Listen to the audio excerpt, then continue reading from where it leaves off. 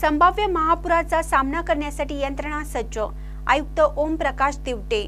संभाव्य पूर परिस्थितीमध्ये जीवितहानी टाळण्यासाठी खरेदी केलेल्या नवीन remote control lifebuoy drone आणि यांत्रिक फायबर बोटीचं पूजन आयुक्त ओम प्रकाश दिवटे यांच्या हस्ते करण्यात आलं। यावेळी पंचगंगा नदीकाठ येथे आपत्ती व्यवस्थापन अंतर्गत उपलब्ध असलेल्या सर्व यंत्रसामग्रीच्या प्रात्यक्षिकाचं सादरीकरण करण्यात आलं। कोल्हापूर जिल्ह्यासह इचलकरंजी शहरामध्ये आलेल्या मागील काही वर्षाच्या महापुराच्या पार्श्वभूमीवर संभाव्य महापुराचा व अतिवृष्टीचा सामना करण्यासाठी इचलकरंजी महानगरपालिकेची आपत्कालीन यंत्रणा सुसज्ज ठेवण्याचे आदेश आयुक्त ओमप्रकाश दिवटे यांनी दिले आहेत। यावेळी आपत्कालीन विभागाकडे उपलब्ध असलेल्या साधन सामुग्रीची व त्यांच्या वापराबाबतची प्रात्यक्षिकांसह सविस्तर माहिती आपत्कालीन विभागाचे संजय कांबळे यांनी दिली।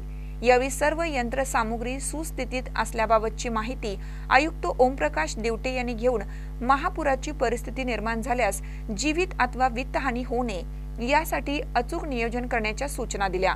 यावेळी उपायुक्त प्रसाद काटकर, उपायुक्त स्मृती पाटील, उपायुक्त सोमनाथ आढाव, शहर अभियंता महेंद्र क्षीरसागर, मुख्य लेखा व वित्त अधिकारी विकास खोळपे, मुख्य लेखा परीक्षक आरती खोत, पोलीस निरीक्षक राजू तहसीलदार, अग्निशमन अधिकारी सौरभ साळुंके, सहाय्यक लेखा परीक्षक दिलीप हराळे, पाटबंधारे विभागाचे आवळे, क्रीडा अधिकारी संजय शेट्टे, माहिती व जनसंपर्क अधिकारी नितीन बनगे, senior mechanic Anil Kamble, fighter जवान, आपत्कालीन विभागातील कर्मचारी तसेच श्री लक्ष्मी नारायण गो सेवा प्रतिष्ठानचे शरद बाहेती, वीर रेस्क्यू फोर्सचे रुपेश खरवार, लक्ष्मी प्रोसेसचे विठ्ठल चव्हाण, पोलीस बॉयजचे सतीश चव्हाण, सर्पमित्र रमन आमने, पट्टीचे पोहणारे विष्णू लवटे यांच्यासह महापुराच्या काळात महानगरपालिका प्रशासनास सहकार्य करणारे शहरातील पट्टीचे पोहणारे शहरातील प्राणी मित्र उपस्थित होते।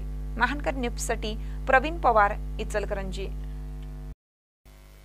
ताज्या बातम्यांसाठी महानकरेला सबस्क्राइब करा आणि बेल आयकॉनला क्लिक करा।